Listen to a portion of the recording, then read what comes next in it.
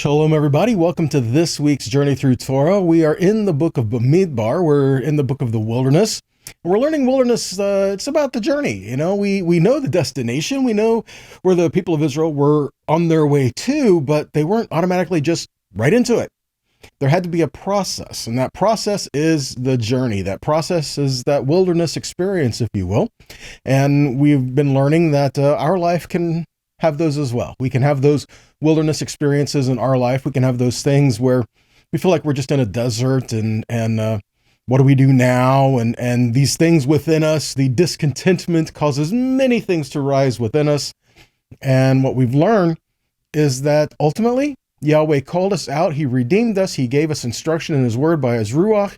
Now he wants us to learn to have faith, to trust him, to walk with him, and to go into the promises that he has for us. And that is life. That's the journey. That's the process that we're in now. And there are many things that can happen along the way. I mean, in the book of Bamidbar, we see a lot of rebellion come out in the children of Israel. We see a lot of discontentment, anger, resentment, pride. I mean, all these things we see in the book of Bamidbar. But we also see the goodness of Yahweh. And we see people who do want to bring themselves closer to Yahweh, who want to be in his presence, who want to serve him and walk with him. And we see a generation rising up who wants to go in and fulfill the promises of Yahweh. We see people who are faithful to keep covenant. I mean, all these things we see in the entirety of the Torah, but in the book of Bamidbar, we see these things especially well. It really translates into the life experiences that we have here today. So today in this parsha, we're going to talk about vows. We're going to talk about the Nazir, or a nazirite, and the nazirite vow, and a couple things regarding it, and what does it mean to make a vow? What does it mean in our life? You know, we have vows and oaths and the things in Scripture. Ultimately, we know all the way down to Yeshua when he says it's better not to make a vow. Just let every word that you say have weight. You know, yes be yes, no mean no. Mean what you say what you mean. You know, and I think if we lived life that way, it would be so much better. But a lot of times we start off with good intentions, though, and we don't carry them through. But again, not really getting into those today. But we find that the heart of the people in this parsha, the Nazir, is someone who wanted to dedicate their service to Yahweh. Now, don't forget this. We're talking about a people who were already in covenant with Yahweh. So this was not making a vow to be in covenant. This was a people who were already in covenant. They lived their life in Israel. They lived among the people, but they wanted to have that special consecrated moment with Yahweh. They want to have that special set apartness with Yahweh from the just the mundane, the daily things of life. So they would make a Nazir vow. They would make the vow of a Nazirite, and they would be consecrated. And there would be a place set aside for them in a place like in the Temple Mount. They even had a spot for the Nazir where he could go and he could be there in the Temple Mount in the area in the presence of Yahweh. It was special things that were done, being set apart here. And it means that they were holding themselves undefiled from the world, and they were abstaining from things of the world to have that special moment, that set apartness to Yahweh. So let's get into it, guys. Let's jump into Numbers chapter 6. Numbers chapter 6 says, Adonai said to Moshe, tell the people of Israel, when either a man or a woman makes a special kind of vow, the vow of a Nazir, consecrating himself to Adonai, the first thing I want to point out here is that if you made a vow of a Nazir, you would be separated for a time, be consecrated and set apart to Yahweh, okay? But there were different kinds of vows or oaths that a person would or could make. Ultimately, it just comes into what you say you're going to do. So Yahweh isn't saying specifically that you have to make this type of a vow. What he's saying is if you decide to take upon yourself, in other words, it's kind of like when you go into the land and you say you want a king like all the other nations and you reject me and you say you want a king. I'm going to give you some guidelines here. It was not the intent or the heart of Yahweh to have a king over them. He was their king. But what he says is you're not going to get off this. So I'm going to give you some guidelines to follow so that if you set up a king among yourselves, at least he is to point you back to me. You will have a righteous king, and this is what he is to do. So in here, Yahweh is saying, if you take it upon yourself to make these types of vows, and we'll cover in a minute, there were some who did not take upon themselves, but it was initiated by Yahweh and their parents. Okay, we'll cover that in a minute. But if you were to take upon this vow, then do it. keep it. But the thing about a Nazir vow is that most of them, there were time limits. There were time frames that were on them, and it would be a period of time. You would say, you would take a vow of a Nazir for a certain period of time, and then at the end of that, then you would bring certain offerings at the close of the vow, and you would have your head shaved again. Again, that would be a change of covering, a change of status, a change of, the old things are now complete, are gone. You're entering into a new chapter, a new season in your life. And so this is one of the things that we see in the scripture. Okay, so back to number 6. Verse 3, so if a person is to make a vow, he is to abstain from wine or other intoxicating liquor. He is not to drink vinegar from either source. He is not to drink grape juice, and he is not to eat grapes or raisins. As long as he remains a Nazir, he is to eat nothing derived from a grapevine, not even the grape skins or the seeds. You can find a lot of midrash on here as far as why not, but he doesn't tell us really why not. He doesn't explain this to us. One of the things that they've said is, as you go back and you study through different things, you can find that they say, well, it's they don't partake of the grape or anything like that, so that they're not tempted to drink the wine or to have anything to do with the wine, and not to eat the raisins or the grapes because they taste it. Then they might want the wine, and to avoid any other kind of intoxicating liquor so that they don't want to do the wine. I mean, so it could just be something like that. I don't know. Okay, this is just, there's just many different takes on it, and it's just one idea. But consider that Yahweh told Aaron, when a priest, when him or his sons comes in to minister before Yahweh, they are not to have drunk intoxicating liquor or wine in his presence. Why? Because what if they make a mistake, or what if they act irreverently in the presence of Yahweh? What if they do these things? What if they behold themselves improper in his presence, right? Think of Nadav and Avihu, because that's when Aaron was instructed about this. So you were to carry out and have your full mental capacities about you and be mindful of what you were doing in the presence of Yahweh. So that could be another thing as well. If you are a Nazir, you are set apart and consecrated, be sharp. Be mindful of every action that you do. Be mindful of your surroundings even, because even if a person, he feels under a vow, he were to touch something unclean, that would restart his vow. I want to say nullify his vow, but not really. It would, now his time period would restart back at day 1. You have to go back over the process again. Okay, what if someone had unclean, had like brushed up against him and touched him accidentally? Same thing. He would be rendered unclean, and he would have to go back to day 1. See, so it's not just a matter of maintaining themselves. They would have to be mindful of their surroundings and everything around them as well. You may be familiar with some of the Nazir in Scripture, right? A couple of them are Samson, that we see in Judges 13, Samuel in 1 Samuel 1:11, John the Baptist in Luke 1:15. All of these are from birth, but you could willingly enter into the vow of a Nazir. You could willingly go into it, okay? So these were given from birth because it was a declaration from Yahweh that it would be so.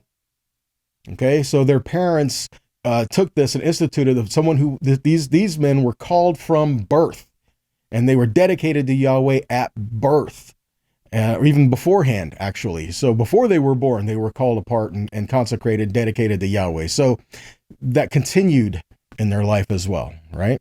But a person could make a vow upon themselves. They would put upon themselves what Yahweh had not required the average person to do, but they could take the obligation upon themselves to do so. And if they did, then there were guidelines given. Okay, so what is a Nazir? Nazir means something that is separate or consecrated, an unpruned vine, or something that is like a vine that is undressed, from the word nazar, which means to abstain or to consecrate or to be devoted. That's why he says, like an example, if a person was a Nazir, he didn't cut his hair. He was unkempt, like an undressed vine. Whatever it grows, however it is unto itself, then that's what it is for that time period. That's what it is for that time frame. Okay, so back to number 6. Verse 7 says, he is not to make himself unclean for his father, mother, brother, or sister when they die, since his consecration to God is on his head. Throughout the time of his being a Nazir, he is holy for Adonai. So what we learn is, don't make yourself unclean or do not become defiled for anyone. You belong to Yahweh. Okay? Even more so if you were set apart in his courtyard, in the Temple Mount, in the area of his Mishkan. If you were set apart in these areas, even more so, you were set apart to a certain degree of consecration, a certain degree of holiness that the average person in Israel was not, right? Because you were there to serve. And we know that the priesthood, they served in courses. You know, they had times where they served, and then the rest of the time they were not actually in the Temple Mount or in the Mishkan they were serving, but they had times that they were serving. And during their service, they were set apart. They stayed there. They were consecrated, and they took certain restrictions upon themselves that didn't necessarily apply when they were not serving at the temple and when they were home. Okay, so again, this is the closer you get to the presence of Yahweh, the more mindful you have to be of you, who you are, who he is, in the areas of clean and holy and common. Okay, and these are things that we're in the process of learning. That's why we study his word. That's why we study his heart, the things that he wants us to learn along the way, so that we can live a life here set apart as holy. All Israel was holy. Okay, all Israel was set apart. He said, you are a people that are set apart. You are a holy people. So we can live life day to day as a holy people. But the closer you got to the tabernacle, the closer you got to the temple, the more you had to be aware of the things that could render you unclean, and the fact that you were consecrated and that you were a representative of Yahweh and that you needed to be clean in his presence. Okay, let's keep going. Verse 21. This is the law for the Nazir, who makes a vow for his offering to Adonai for his being a Nazir, in addition to anything more for which he has sufficient means. In keeping with whatever vow he makes, he must do it according to the law for a Nazir. So again, understand, the Torah does not tell you you have to make a vow. It doesn't tell you even the vow of a Nazir or any kind of a vow. It does not say you have to make a vow. And again, this is about talking about people who had already entered into covenant with him. Okay, so this isn't a matter of making a vow to keep covenant. This is a matter of making a vow and taking something upon yourself and swearing upon this, right, that Yahweh didn't specifically say you had to do. So Yahweh says, if you do this, it's important that you follow through. So again, if you decide to set yourself apart, there are requirements on you that may not be necessarily applicable to the laymen of Israel, if you want to put it that way. Many of the requirements for a Nazir was the same as the Levi'im, the same as the Levites, because they were in the areas of the Levi'im, so they had to keep the same rulings that were there and to honor Yahweh that way. Now, we learn, again, we'll touch on this in a minute, I'll give you the scripture for it, but Yeshua says it's better that you don't make a vow than to make a vow and not follow through with it. All right, so if you make a vow, follow through. Again, a Nazir is one type of vow. All right, so what does it say in Ecclesiastes? It says, do not be quick with your mouth or hasty in your heart to utter a word in God's presence. For God is in heaven and you are on the earth. Therefore, let your words be few. As a dream comes with excessive burden, so a fool's voice with too many words. When you swear a vow to God, don't delay in fulfilling it, for he takes no delight in fools. Pay what you vow. It is better for you not to vow than to vow and not pay. Don't let your mouth lead your flesh to sin. And don't say before the messenger, it was a mistake. Why should God be angry at your voice and destroy the work of your hands? Many dreams and many words are meaningless. Therefore, fear God. Again, just let the very actions of your day-to-day life have integrity, have honor, represent Yahweh. Again, say what you mean what you say, right? Yeshua says this. Matthew 5:33, again, you have heard that our fathers were told, do not break your oath and keep your vows to Adonai, but I tell you, not to swear at all, not by heaven because it is God's throne, not by the earth because it is his footstool, not by Yerushalayim because it's the city of the great king. 36, and don't swear by your head because you can't make a single hair white or black. Just let your yes be yes, or your no be no. Anything more than that has its origin in evil. You do not have the authority to control life around you. Now, you can have good intentions, and you can say you want to do something, but you can't control everything that happens around you, but with other people involved and nature itself involved and things happening, and you have no control over that. So why would you make a vow that you're going to do something if you don't have control, if you could actually follow through with it? Here's one example. You're not promised tomorrow. You don't know what tomorrow holds. You don't know what the very next minute in your life holds. You don't know if you're going to take your next breath or not. You don't know what's going to happen, and accidents happen in the world. So if you make a vow, you need to follow through, but you don't have the power to do that. So again, just have integrity. Yes is yes, no is no. And yeah, that's it. Okay, so back to Numbers 30. So when a man makes a vow to Adonai or formally obligates himself by swearing an oath, he is not to break his word, but he is to do everything he said he would do. Now notice that. He said he is to do everything he said he would do. So if they make the vow and they take the vow of a Nazir, they say, okay, I'm not going to partake of any of these things regarding the grape. I'm not going to drink anything intoxicating. I'm going to set myself apart. I'm not going to, if something were to happen within my family in that time, I understand I can't go to the funeral. All of these things, they're setting themselves apart. And if there are anything additional that they would take upon themselves, then it would be binding for them at that time. And then at the end of their time frame, because see, not everyone was a Nazir all their life, okay? They would make a time frame upon it. And at the end of that time frame, then they would have a ceremony with the korbanot, with offerings and things that were offered then at that time, which could be very costly. Okay, so to take this type of a vow, it cost something. There was a lot involved in this. It cost you something. It's not just saying, oh, I'm going to do this because I don't want to do anything else. No. You were set apart. That meant you were praying, you were studying, you were learning, you were in the presence of Yah. And again, it was a time that was set apart. But at the end of this, it cost you all these other korbanot and all these other things that you would have to bring to Adonai before, at the completion of your vow, before you would go back into your, daily normal life, if you will. Psalm 66:12 says, you made men right over our heads. We went through fire and water. You brought us out a place of plenty. I will come into your house with burnt offerings, and I will fulfill my vows to you. Those my lips pronounced and my mouth spoke when I was in distress. Have you ever said anything like, Yahweh, if you just get me out of this mess, I will fill in the blank, whatever that is. Anything in that way, shape, or form is considered a vow. If you do this, then I'll do that. And then do you follow through? And it's funny because we cry out to Yahweh when we realize we need him, when we realize we have no other options, when we're in distress and there's no other way, we can't see how we can do it. We cry out to Yahweh, and then Yahweh helps us. He gets us through these things. And are we faithful to fulfill our part of what we said we would do? Or is it a matter of, oh, hey, it worked out. Never mind. I got this. So things to consider.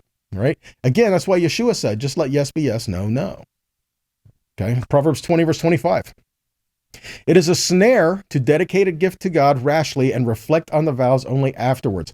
Consider your choices. Consider the things that you are saying, especially in regards to the kingdom, especially in regards to Yahweh and his word and his people. Okay. Consider Ananias and Sapphira in the book of Acts. Go back and read it, go look at it, but they had determined that they would sell property and give the proceeds to the disciples, to the people there to help distribute and just to help with everything else. Were they commanded to do so? No. Were they told by anyone else they needed to do it? We don't have no record of that. We're told that they decided to do it, and then they withheld that which they said they would give. It's not a matter of, oh, they didn't give it all, so God didn't bless them. No, it's just they didn't do what they said. They lied. Okay? They didn't follow through with what they said they were going to do, and it cost them their lives. All right? Again, just be honorable, all right? Have integrity. Deuteronomy 23:21, when you make a vow to Adonai your God, you are not to delay in fulfilling it, for Adonai your God will certainly demand it of you, and your failure to do so will be your sin. If you choose not to make a vow at all, that will not be a sin for you. But if a vow passes your lips, you must take care to perform it according to what you voluntarily vowed to Adonai your God, what you promised in words spoken aloud. That which you said you do. Okay? Now let's go to Acts 18. Shaul, which is Apostle Paul, right? Shaul remained for some time and then said goodbye to his brothers and sailed off to Syria after having his hair cut short in Syria because he had taken a vow, and with him were Priscilla and Aquila.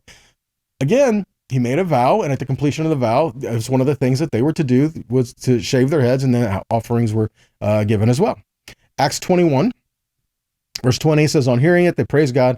They also said to him, you see, brother, speaking to Shaul, how many tens of thousands of believers there are among the Judeans, and they are all zealots for the Torah. There are people believe in the God of Abraham, Isaac, and Israel, people who serve him, people in covenant, people who believe also Yeshua is the Messiah, and they are zealous for the Torah. Okay? Now, what does it say of them?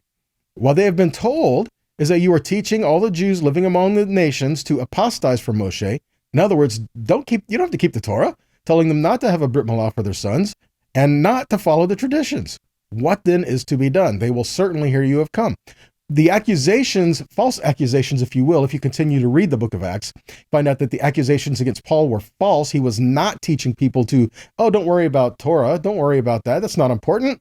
He wasn't saying that.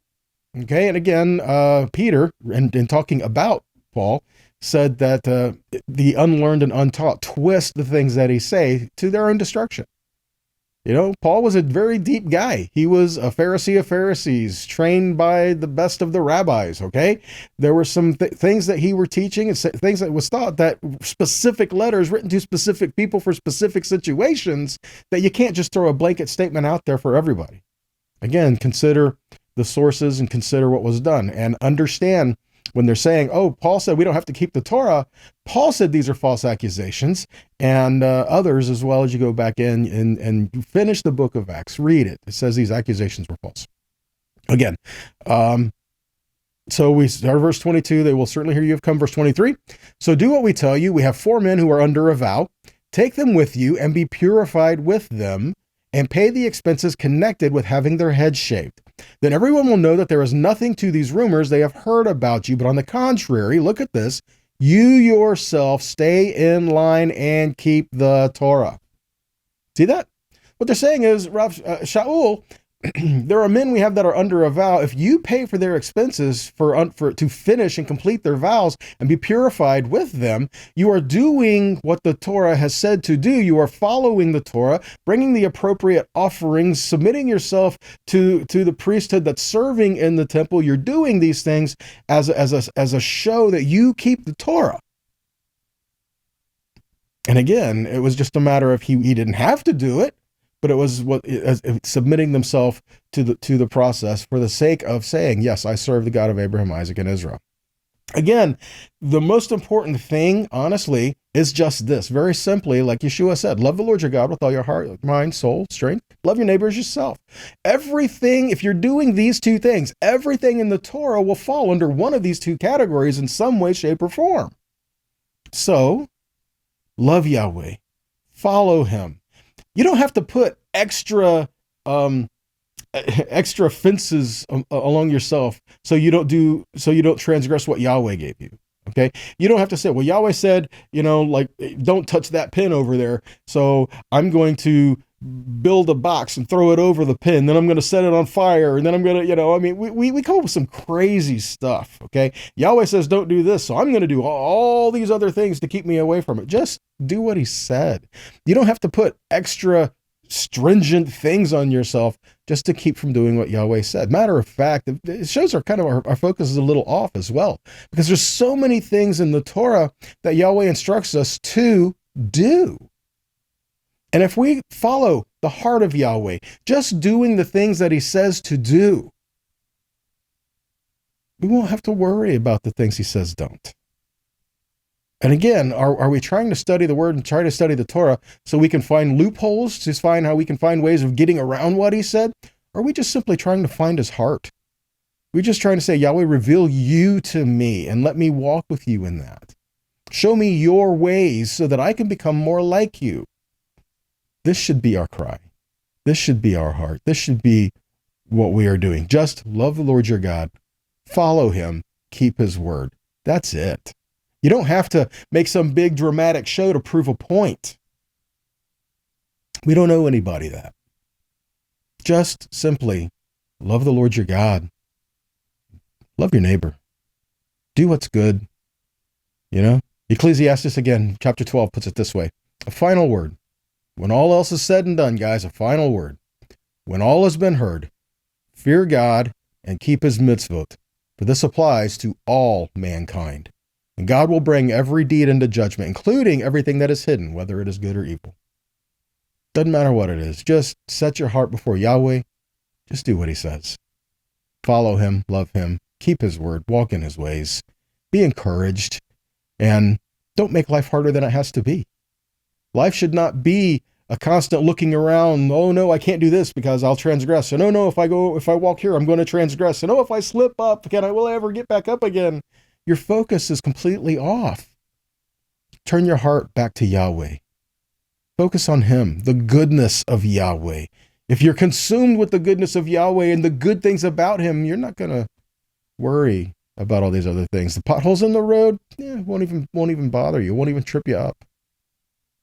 Just follow Him and walk with Him. All right? All right, guys, that's all I have for you today. And I hope these things have encouraged you, guys. I really do. I hope that these teachings we put out weekly, I hope they're a blessing to you. I hope they encourage you. I hope they bring life to you. I hope they challenge you. And I hope they cause you to look towards Yahweh and to see His heart and His ways above all else. Okay? So if this has been a blessing to you guys, please share them.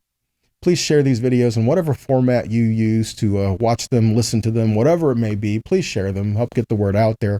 And again, if they've been a blessing to you, please consider making a donation to help us continue in making these videos and allowing us to be able to put these things out, okay? So that's all we have for you today, guys. So until next time, be blessed and be a blessing, all right? So shalom.